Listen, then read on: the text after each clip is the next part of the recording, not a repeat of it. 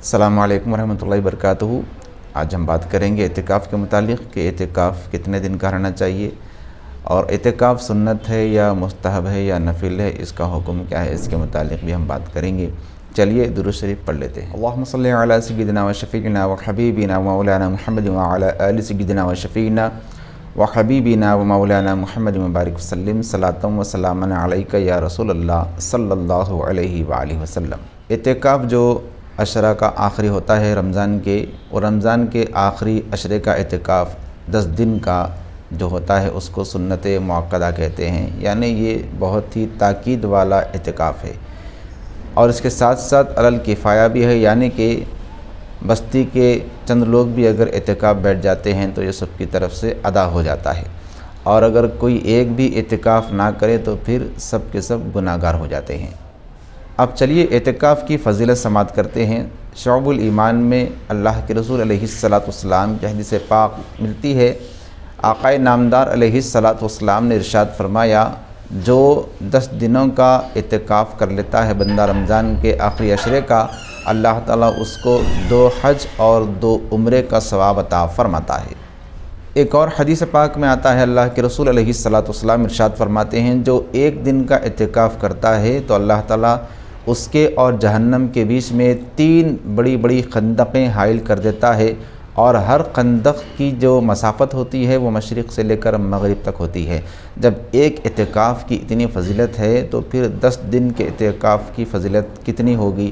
یعنی اللہ کے رسول علیہ السلام در اصل یہ اشارہ دے رہے ہیں کہ جو بندہ خلوص نیت کے ساتھ اعتکاف کر لیتا ہے، اللہ تعالیٰ اس کو جہنم سے محفوظ فرما دیتے ہیں۔ اب اعتکاف کی نیت کیسے کریں؟ اعتکاف کی نیت کے بارے میں عام سے نیت ہے، اس طرح کرنی ہوتی ہے کہ میں رمضان کے آخری عشرے کا یعنی 10 دن کا اعتکاف کرتا ہوں اللہ کی رضا کے لیے، بس یہ اعتکاف کی نیت ہو جاتی ہے۔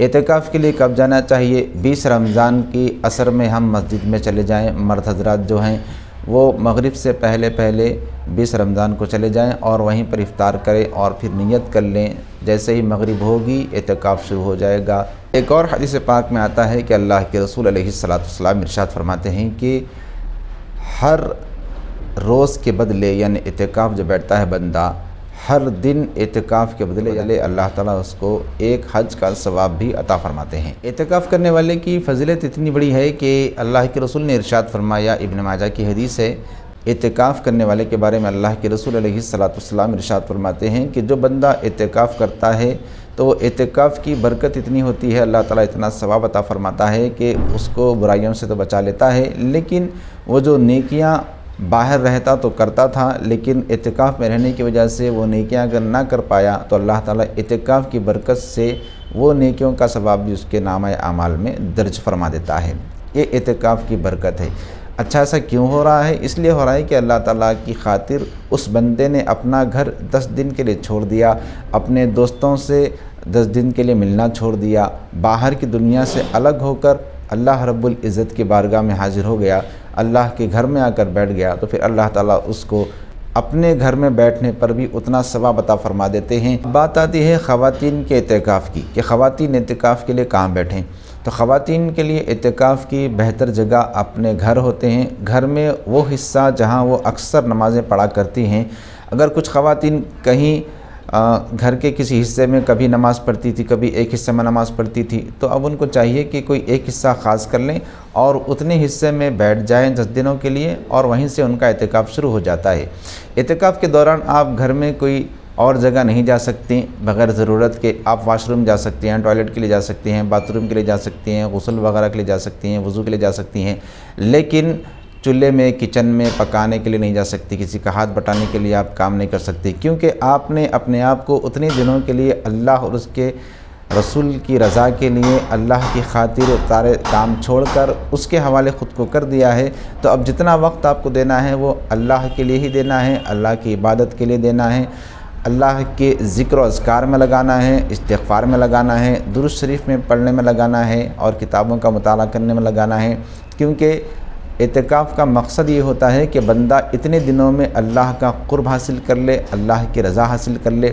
اعتکاف کا مقصد یہ ہے کہ جب بندہ اعتکاف کے لیے بیٹھتا ہے تو پھر بندے کو آہستہ آہستہ عبادت سے محبت ہو جاتی ہے، بندے کو شب قدر اس کو مل جاتی ہے کہ طاق راتوں میں اللہ تعالیٰ نے شب قدر رکھی ہے۔ تو جو بندے اعتکاف کرتے ہیں، جو بندیاں اعتکاف میں لگ جاتی ہیں، اللہ تعالیٰ ان کو رات بھر جاگنے پر یقیناً شب قدر کی فضیلت سے مالا مال فرماتا ہے، ان کو شب قدر بھی مل جاتی ہے۔